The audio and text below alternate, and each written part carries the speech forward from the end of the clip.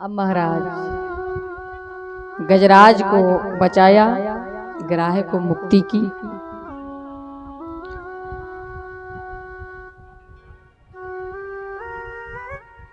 एक बार क्या हुआ, दुर्वासा जी भगवान के धाम गए। आप लोगों को बताएं, कुछ अपराध हम लोगों से जाने अनजाने में हो जाते हैं। कैसे हो जाते हैं? आप लोग मंदिर तो जाते ही होंगे, सब लोग घर में पूजा करते हैं। कितने लोग हैं जो घर में पूजा करते हैं? जरा हाथ खड़े करके बताओ। बस सभी करते हैं लगभग। लेकिन कुछ माताएं तो ऐसी खड़ी कर देती हैं, उन्हें तो सिर्फ और सिर्फ सुबह भोजन बनाने से और लड़ने से काम है।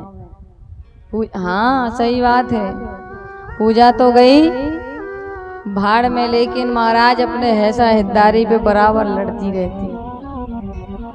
लेकिन देखो, प्रत्येक घर में श्री ठाकुर जी की पूजा होनी चाहिए, तुलसी जी को जल देना चाहिए। जिनके घर में मंदिर नहीं होता है उनका घर शमशान भूमि के समान होता है। जिनके घर में तुलसी नहीं होती है वो सच्चा हिंदू नहीं होता है।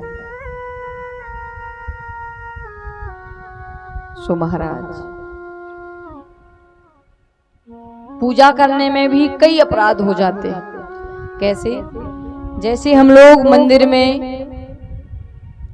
फूल चढ़ा रहे हैं, भगवान को फूल तुलसी चढ़ाई, और वो फूल तुलसी चढ़ाने के बाद हमारे पैरों में गिर जाए तो ये सबसे बड़ा अपराध होता है। कि हमारे पांव उस फूल तुलसी पर रख दें तो बहुत बड़ा, हमारे चरणों में, हमारे पैरों में भगवान की चढ़ी हुई प्रसादी फूल तुलसी माला हमारे पैरों में ना गिरे, ऐसा प्रयास करें। कई माताएं तो क्या काम करेंगी, अभी नौ दुर्गा चल रही है, आप लोगों की बात है, हम कहीं विदेश के नहीं, हम सब जानते हैं अपने यहाँ का माहौल। हम तो अपने यहाँ की बात राजस्थान में, इंदौर में और सब जगह जाकर के कहते हैं, सब जगह के हमारे यहाँ ऐसा ऐसा होता है। देखो अभी नवरात्रि चल रही है तो रात के 4 बजे से लाइन लगती है मंदिर में, जल चढ़ाने जा रहे हैं देवी जी को। महाराज पुजारी जी ने सुंदर स्नान करवाया, माँ को सुंदर वस्त्र पहनाए, सुंदर आभूषण पहना दिए, भोग लगाया, दीप जलाया। लेकिन माताएं जाएंगी, वो पूजा मंजूर नहीं होती। स्वयं जाएंगे, अरे मंदिर तो हमारा भी लगता है, सबका मंदिर है, गांव पूरे गांव भर का मंदिर है, हम तो जल चढ़ाएंगे। 10 बजे जा रही तो जल चढ़ा रही, 3 बजे जा रही तो जल चढ़ा रही, 8 बजे 7 बजे 4 बजे जल चढ़ा रही। अच्छी बात है, लेकिन तिलक भी लगाती हैं माताएं, तो कैसे लगाती? माथे पे लग गया तो लग गया, आंख में लग जाए, चाहे नाक में लग जाए, चाहे मुंह में लग जाए, उन्हें नहीं मतलब। और भोग भी लगाती हैं तो कई जगह कैसे लगाती हैं माताएं? घर से भोग प्रसाद बनाकर ले जाएंगी तो उन्हीं के मुंह में लगाएंगी जबरदस्ती। अरे वो तो खाएंगी, भोग लगाएंगी। तो माताएं होती हैं बेचारी भोली, उन्हें क्या पता, उन्हें तो यही पता है कि जब तक हम नहीं खिलाएंगे तो वो खाएंगी नहीं। लेकिन देखो माताओं, भगवान के मंदिर में जाएं अगर आप, हमारी देवी जी के मंदिर में अगर आप पूजा के समय पुजारी के साथ में सम्मिलित हो जाती हैं तो थोड़ी बहुत सेवा करवा दें। नहीं तो अगर आप देर से जाया करती हैं तो मंदिर में जाकर केवल और केवल परिक्रमा लगाएं, और जो पुष्प ले जाएं तो वो फूल चढ़ा दें, और जो भोग प्रसाद ले जाएं तो एक पात्र ले जाएं और उस पात्र में रख दें। आंख बंद करके उनसे प्रार्थना करें कि हमारी सेवा को स्वीकार करें।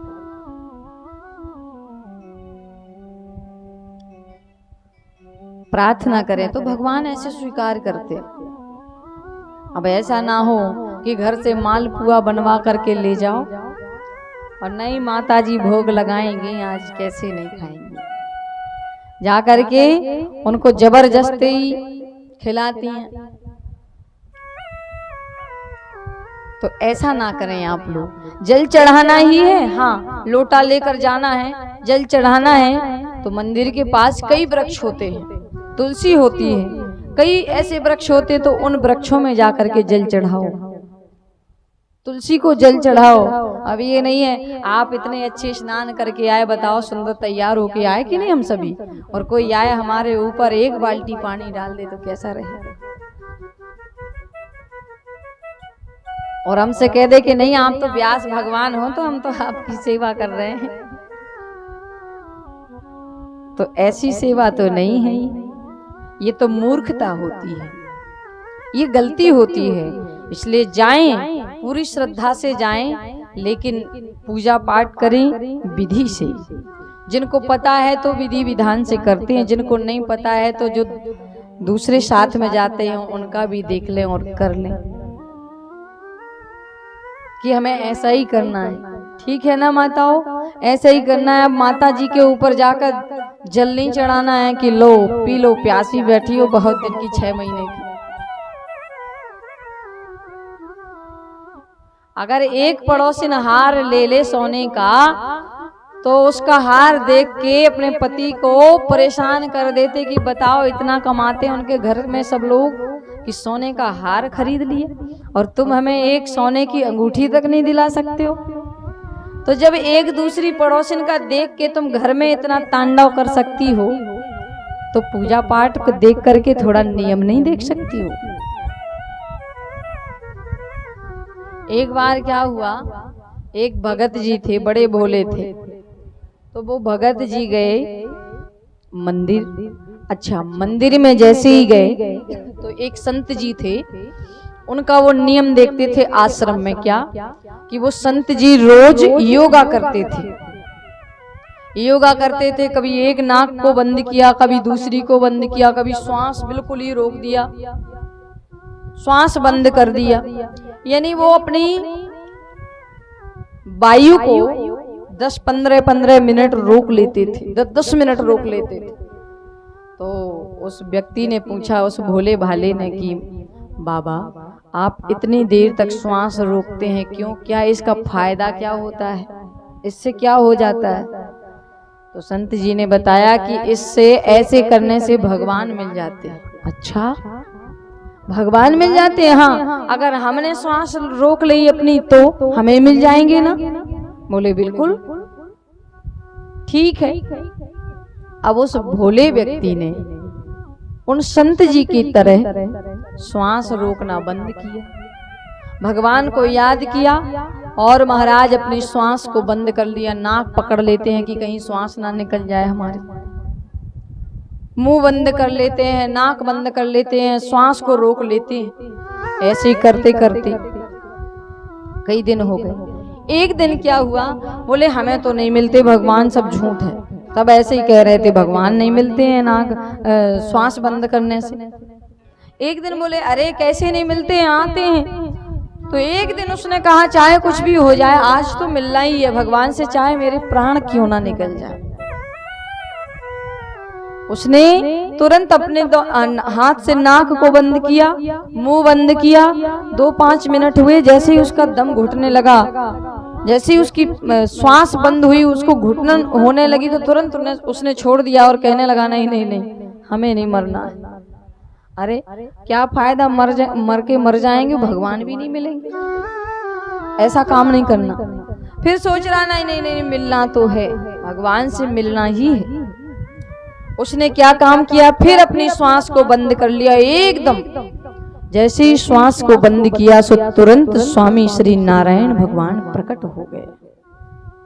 और जैसे ही नारायण भगवान प्रकट हुए, सामने खड़े हो गए और नारायण भगवान ने कहा अरे दादा भैया अब तो श्वास ले लो, काहे को हमें दोष मर रहे हो कि भगवान के लिए अपने श्वास प्राण रोक लिए, अब तो कम से कम अपनी श्वास ले लीजिए। तो उन्होंने भगत जी ने जैसे ही भोले भक्त ने देखा, आंख खोलकर तो बोले आप कौन हैं? बोले हम भगवान हैं। बोले भगवान हैं? हाँ। बोले हम कैसे विश्वास करें कि तुम ही भगवान हो? अब जो भोले होते हैं ना बिल्कुल से, उनको क्या पता कि भगवान कैसे होते हैं। अब नारायण भगवान से उस भक्त ने कहा कि हमें क्या पता कि तुम ही भगवान हो। तो बोले रुको, तो उस भोले भक्त ने नारायण भगवान को एक पेड़ के नीचे ले जाकर के एक रस्सी से बांध दिया। बोले ये क्या कर रहे? बोले यहीं बंधे रहो, हम उन संत जी को लेके आ रहे हैं, क्योंकि उन्हें पता है कि भगवान कौन है कौन नहीं है। अगर उन्होंने कह दिया कि ये वही भगवान है तो हम मान लेंगे, नहीं तो हम कैसे मानेंगे। बांध दिया, चले गए संत जी को लेने। संत जी से कहा कि चलो जरा हमारे साथ चलो। बोले कहाँ लेकर जा रहे हो? अरे बोले भगवान मिल गए। तो संत जी हंसने लगे, भगवान मिल गए इसको? अरे सब झूठ है, चलो तो सही। जैसे ही संत महाराज आए तो भगवान श्रीमन नारायण को एक पेड़ से बंधे हुए देखा और संत जी ने प्रणाम किया और कहा कि भैया छोड़ दो, यही तो भगवान है। उस भगत ने तुरंत नारायण भगवान को छोड़ दिया और प्रणाम किया। तो कहने का मतलब ये है कि हम लोग अगर भगवान के साथ में बदमाशी करेंगे, चालाकी करेंगे तो भगवान नहीं मिलेंगे। और अगर सच्चा प्रेम है, सच्चा भाव है, तो उस भगत की तरह हम लोग भी भगवान को किसी भी जगह प्राप्त कर सकते हैं। एक बार एक परिवार में एक सदस्य था और वो सदस्य जो एक परिवार में था, एक व्यक्ति, तो वो इतना खाता था कि 2-2 4-4 पंगत उठ जाती, लेकिन भैया बैठे ही रहते, खाते ही रहते, इतना खाता। तो एक दिन उसके परिवार वालों ने कहा कि काम कुछ करता नहीं है, काम धाम करना नहीं है, बस पड़ा रहता है, खाता रहता है, कुछ काम धाम तो तुझे आता नहीं, चल जा, निकल जा यहाँ से, घर से चला जा। तो महाराज घर वालों ने जब घर से निकाल दिया तो अब जाएं कहाँ जाएं?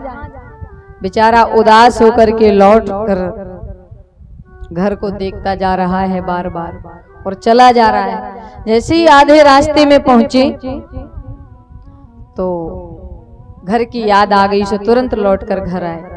तो घर वालों ने कहा क्यों आ गए हो, चलो जाओ यहाँ से। अरे बोले हम इसलिए आ गए हैं कि शायद घर से निकाल कर शायद आप पछता रहे होंगे, आप लोग पछता रहे होंगे, इसलिए लौट कर आ गए। अरे बोले तुम्हारे लिए कोई पछतावा नहीं, जाओ निकल जाओ यहाँ से, कोई नहीं पछता रहा है, चले जाओ, भागो। सो वह तुरंत चला गया। जाते जाते बीच में एक मंदिर मिल गया, श्री सीताराम जी का मंदिर मिला। सो मंदिर मिला तो सामने मंदिर के दरवाजे पर ऐसे संत बैठे हैं, सभी संत सुंदर चंदन लगाए, सुंदर वस्त्र पहने, हट्टे कट्टे अच्छे बैठे हैं, महाराज भजन कर रहे हैं। तो उस व्यक्ति ने देखा और कहने लगे कि देखो क्या भजन कर रहे हैं, बैठे हैं, इनको अच्छा खाने के लिए मिलता होगा, इसलिए तो ये हष्ट पुष्ट है, इसलिए अच्छे दिख रहे हैं। जाकर के उस व्यक्ति ने कहा, उस भक्त ने जाकर के कहा कि बाबा ये किसका मंदिर है? बोले हमारे राजा रामचंद्र जी का। ओहो, तो बोले हम इस मंदिर पे रह सकते हैं क्या? बोले हाँ रह लो। बोले काम क्या करना पड़ेगा? बोले काम कुछ नहीं, भजन करना पड़ेगा, और कोई काम नहीं, यहाँ तो बस भजन ही भजन होता है। बोले भजन बस और कुछ नहीं? हाँ पड़े रहो, भजन करते रहो। अच्छा हाँ ठीक है। तो बोले हमें चेला बना लो, जाओ महंत जी के पास। जैसे मंदिर के महंत जी के पास में पहुंचे सो गुरु जी से कहा कि गुरु जी आप हमें अपना चेला बना लो। तो गुरु जी ने कहा बन जाओ चेला, कोई बुराई नहीं। गुरु मंत्र दे दिया और एक माला दे दी है, गौमुखी दे दी है, कह दिया कि भजन करो, पड़े रहो। हाँ सुबह उठो और मंदिर की साफ सफाई करवाओ, जल भर कर लाओ, स्नान करो और पूजा पाठ में सम्मिलित रहो, भजन करो। ठीक। तो बोले गुरुजी यहाँ पर भोजन कितनी बार मिलता है? गुरुजी ने कहा यहाँ तो दिन भर पंगत चलती है, 4-5 पंगत होती ही रहती है दिन में। तो बोले गुरुजी हम 4 और 5 पंगत में बैठ सकते हैं? गुरुजी ने कहा इतना कितना खाता होगा कि 4-5 पंगत में बैठने के लिए कह रहा है। सो गुरुजी ने सोचा ऐसे ही कह रहा, बोले ठीक है बैठ जाना, कोई बात नहीं, भजन करो। महाराज जितनी भी पंगत होए रसोई के पास जाकर के रसोईया से ही मिलते थे पहले। अब महाराज भजन करें, सीताराम सीताराम भजन करें। एक दिन क्या हुआ, मंदिर में भोजन नहीं बना, प्रसादी नहीं बनी। सुबह होती पूजा पाठ हो गया, सब संत बैठे हैं भजन कर रहे हैं। तो उसने कहा रसोईया के पास रसोई में ना चूल्हा जल रहा है ना कोई भोजन का इंतजाम। तो रसोईया से कहा कि क्यों भैया आज भोजन प्रसादी की नहीं हो रही है? बोले अरे आज एकादशी है, आज भोजन नहीं, आज अन्न नहीं ग्रहण करते, आज सब व्रत में रहते हैं, सब मंदिर के संत और भक्त सभी। बोले एकादशी है? बोले हाँ, लेकिन बोले हम तो एकादशी नहीं है, हम तो भोजन करेंगे। अरे बोले ये तो सबसे बड़ा पाप होगा, मंदिर में भोजन नहीं कर सकते। गुरुजी के पास में गए, बोले गुरुजी आज भोजन नहीं मिलेगा क्या? बोले नहीं नहीं, सुनो भैया आज एकादशी है, सो हम सभी संतों को व्रत करना चाहिए, भक्तों को वैष्णव जनों को व्रत करना चाहिए, इसलिए तुम भी व्रत करो। अब तो कल ही मिलेगा, आज तो नहीं मिलेगा, कल द्वादशी में मिलेगा भोजन। भगत जी ने कहा अगर आपने आज भोजन नहीं दिया तो कल तो हम देख ही नहीं पाएंगे, कल तो हमारा होगा ही नहीं। तो गुरुजी ने कहा तो फिर एक काम करो, तुम आटा दे देते हैं तुम्हें, दाल चावल आटा गुड़ घी सब दे देते हैं, तो तुम बना लोगे अपने हाथ से? अरे बोले दे दो, मरता क्या नहीं करता, बना लेंगे। महाराज दे दिया, आटा दिया, 1 किलो आटा गुड़ घी दाल चावल दे दिया और राशन दे दिया और कह दिया कि जाओ मंदिर के सबसे दूर जाओ नदी किनारे और वहां जा करके भोग प्रसाद बनाओ। लेकिन भोग कैसे बनाओ? बनाने के बाद सबसे पहले राम जी को बुला लेना और राम जी को भोग लगा देना, इसके बाद फिर तुम पाना। बोले ठीक है, चले गए। जैसे ही भगत जी गए, आटा दाल राशन लेकर के नदी किनारे पहुंच गए। अब तो भैया नदी किनारे जैसे ही पहुंचे सो भोग प्रसादी बनाई, भोग प्रसादी बना करके बैठ गए। अब पाने ही वाले थे कि याद आ गया, अरे गुरुजी ने कहा था कि राम जी को बुला लेना। सो महाराज राम जी को बुला रहे हैं भगत जी। राजा राम आइए मेरे राम आइए, मेरे भोजन का भोग लगाइए। ओ राजा राम आइए, राजा राम आइए, मेरे भोजन का भोग लगाइए। राजा राम आइए, सीता राम आइए, मेरे भोजन का भोग लगाइए।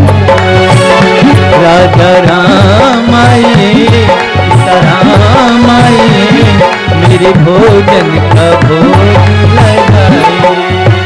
राजा राम आइए, प्रभु राम आइए, मेरे भोजन का भोग लगाइए। राम आइए, प्रभु राम आइए, मेरे भोजन का भोग लगाइए। ओ मेरे भोजन का भोग लगाइए, ओ मेरे भोजन का भोग लगाइए। आइए राजा राम जी को बुलाया और कहा कि हे राजा राम जी, हे प्रभु राम, आओ आकर के भोग लगाओ। सो राम जी आए। अब महाराज प्रभु श्री राम जी आए तो राम जी के संग में श्री जानकी जी भी आई। जानकी जी जैसे ही आई तो भगत जी ने देखा कि हम तो राम जी को एक ही को बुलाया था, यहाँ तो दो दो भगवान आ गए और इंतजाम केवल 2 जनों का है, तो यहाँ 3 कैसे खाएंगे। अब बोले ये दूसरी कौन आ गई है। अब महाराज जैसे ही प्रभु श्री राम जी आए, बोले चलो कोई बात नहीं। राम जी को भोग लगाया, प्रसाद राम जी ने पाया, श्री जानकी जी ने पाया, और जो प्रसादी बची सो भैया भगत जी ने भी पाई। अब जैसे ही राम जी जाने लगे, सो भगत जी ने कहा कि हे प्रभु ये बताओ, आज तो आप बिना बुलाए 2 जने आ गए हो, लेकिन अगली बार कितने लोग आओगे ये बता दो, कितने लोगों को लेकर के आओगे आप, कितने भगवान आओगे आप। राम जी ने कहा चिंता मत करो, तुम बुलाओगे हम आ जाएंगे। अब ये नहीं कहा कि कौन कौन आएगा साथ साथ। सो महाराज अगली एकादशी पर भगत जी ने कहा गुरुजी से कि गुरुजी राशन पानी फिर दिया और चले जाओ भैया, तुमसे भूख बर्दाश्त नहीं होती है, तो किसी को जबरदस्ती भी नहीं रख सकते। भोजन के लिए राशन लेकर के आए और कहा गुरुजी से कि गुरुजी आज जरा राशन थोड़ा सा बढ़ा देना। क्यों? बोले वहां एक भगवान को बुलाओ तो 2 आ जाते हैं, सो थोड़ा सा राशन बढ़ा दिया। अब महाराज दूसरी एकादशी पर गए, सो फिर भोग प्रसाद बनाया और भोग प्रसाद बना करके आप लोग आगे बैठो या मोबाइल बंद करो और कथा सुनो। मोबाइल बंद करो। सो महाराज भोग प्रसाद बनाया भगत जी ने और फिर बुलाया, राजा राम आइए, सीता राम आइए, मेरे भोजन का भोग लगाइए। लेकिन महाराज अब की बार तो कौन आ गए हैं?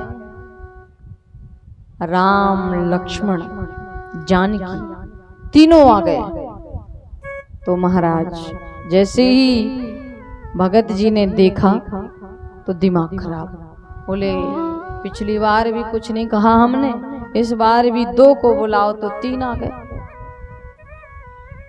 तो राम जी को भोग लगाया, तीनों ने पाया भोग प्रसाद, और भगत जी ने फिर प्रार्थना की कि सुनो प्रभु अब की बार सही सही बता दो कि अब कितने लोग आएंगे आपके साथ, कितने भगवान आएंगे।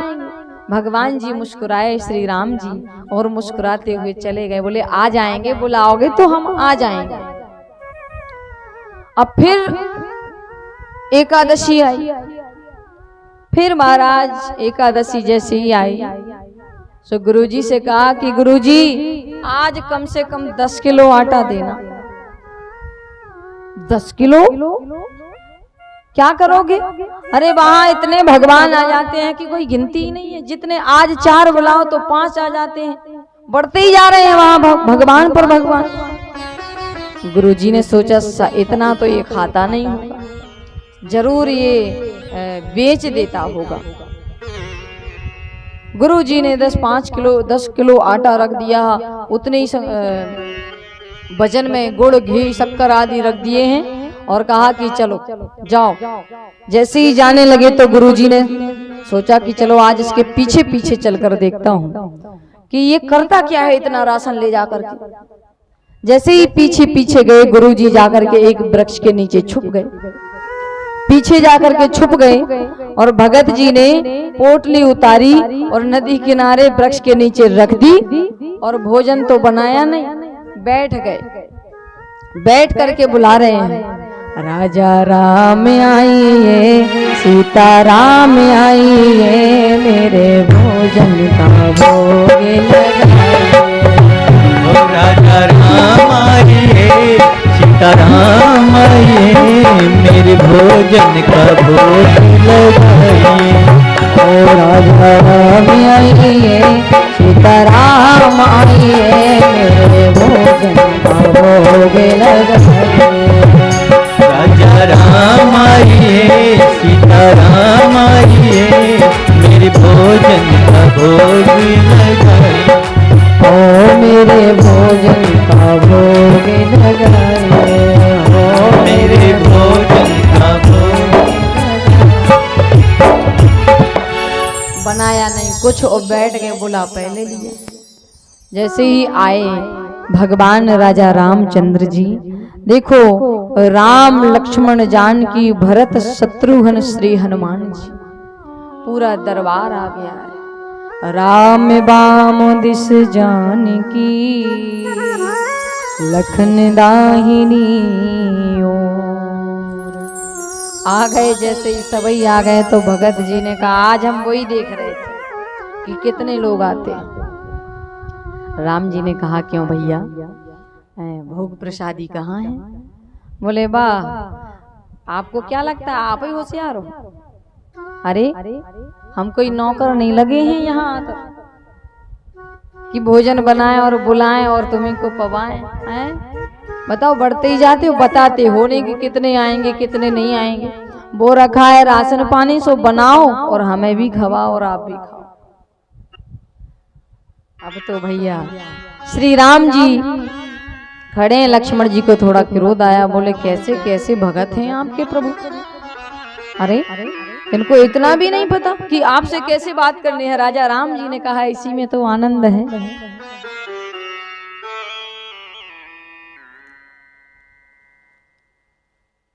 श्री भरत जी भंडारे बनाने लगे, श्री भरत जी भंडारे बनाने लगे।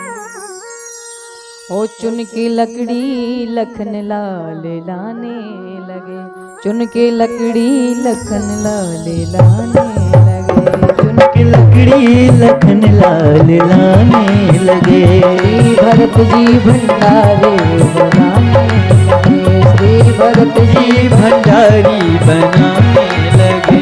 चुन के लकड़ी, अरे चुन के लकड़ी लखन लाल लाने लगे। श्री भरत जी भंडारी बनाने लगे, श्री भरत जी भंडारी बनाने। श्री राधे जरा दोनों हाथों से।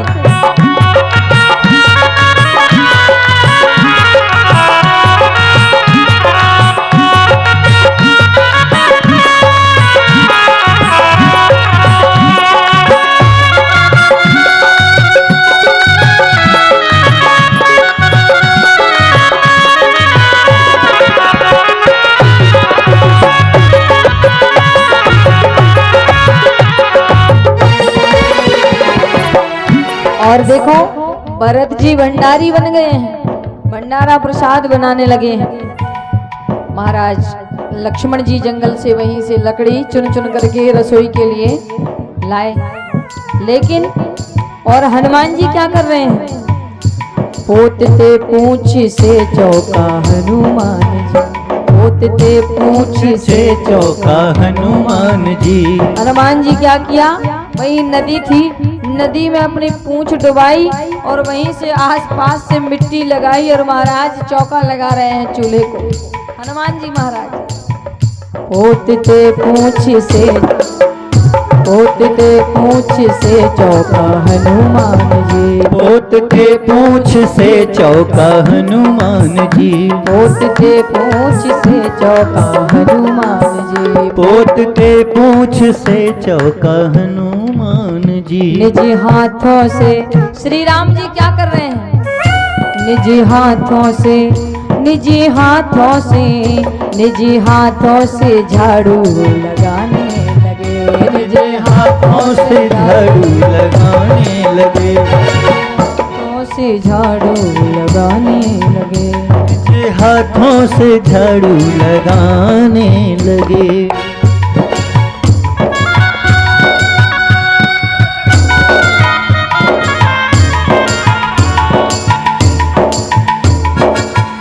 राजा राम आइए, सीता राम आइए, मेरे भोजन का भोग लगाइए। राजा राम आइए, सीता राम आइए, मेरे भोजन का भोग। और भगत जी क्या कह रहे हैं? ना अर्घा और ना आचमनी, ना कोई मेहमान, ना अर्घा और ना आचमनी, ना कोई मेहमान।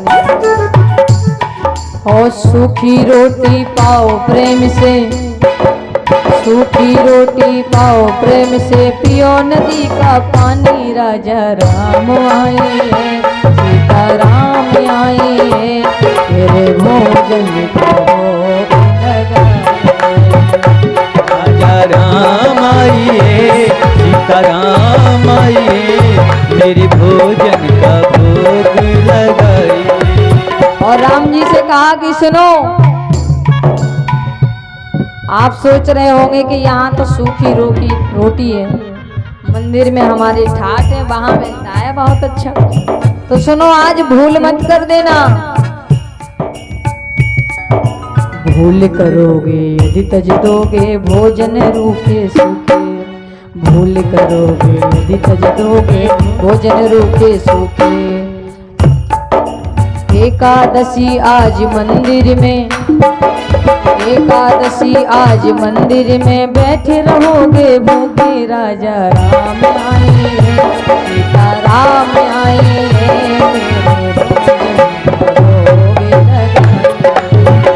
राजा राम आइए, सीता राम आइए, मेरे भोजन का भोग लगाइए। हो मेरे भोजन का भोग लगाइए, हो मेरे भोजन का भोग लगाइए। हाँ मेरे भोजन का भोग लगाइए। अब महाराज ऐसे भोजन प्रसादी बन रही है। श्री राम जी सफाई कर रहे हैं, जानकी जी पूड़ी बेल रही हैं, श्री भरत जी भंडारी बने हैं, लखन जी लकड़ी लाए हैं, हनुमान जी महाराज चौका लगा रहे हैं, भोजन चल रहा है, सब्जियों की अमनियां हो रही है, सब प्रकार का भोजन प्रसाद बना। और भगत जी क्या कर रहे हैं? बिल्कुल बैठे दोनों हाथों पर हाथ रख के देख रहे हैं कि आज देखते हैं, देखो भोजन बनाने में कितना कष्ट होता है। एक बात जरूरी है कि माताएं तो बेचारी रोज भोजन बनाती हैं, और एक दिन अगर कोई घर में भोजन बनाना वो लोग नहीं बना पाए किसी कारण बस, और कह दें अपने घर में कि भैया पुरुषों से कि एक दिन आप लोग भोजन बना लो, तो भैया दिन भर लगा देते हैं भोजन में,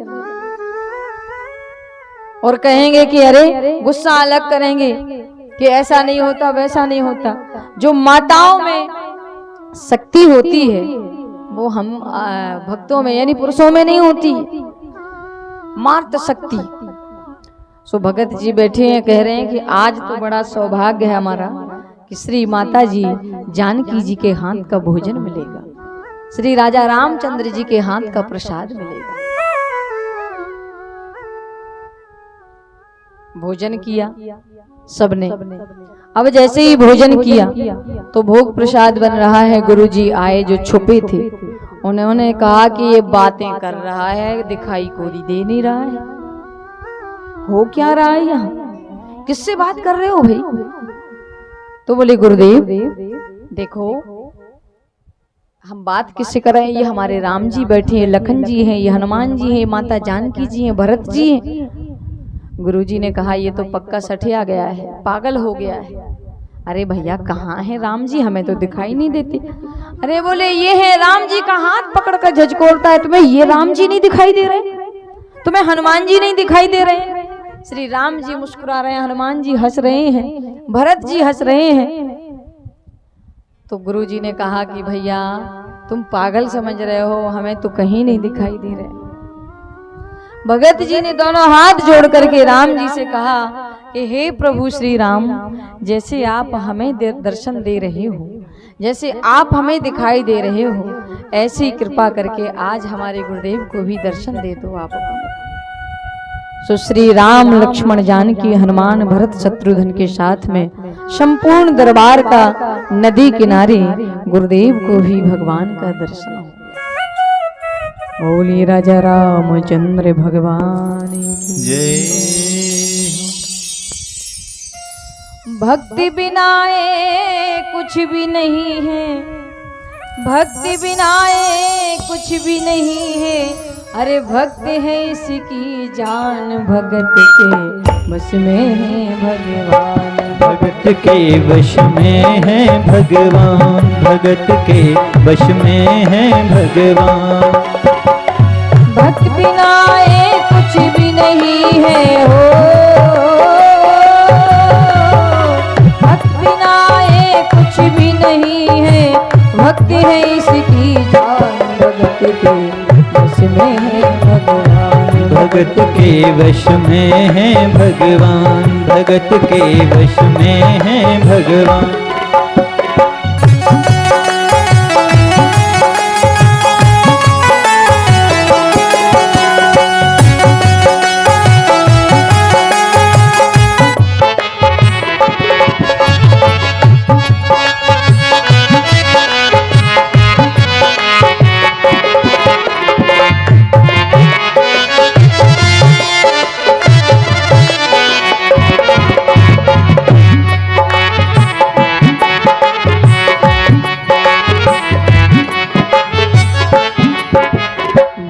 के बिना भगवान भी कहाँ रहेंगे, और भगवान के बिना हम सब भक्ति भी नहीं रह सकते हैं। भक्ति बिना ये कुछ भी नहीं है, भक्ति बिना ये कुछ भी नहीं है, भक्ति है इसकी जान, भगत के वश में है भगवान, भगत के वश में है भगवान, भगत के वश में है भगवान, भगत के वश में है भगवान, भगत के वश में है भगवान, भगत के वश में है भगवान। भगवान। बोली कृष्ण कन्हैया लाल।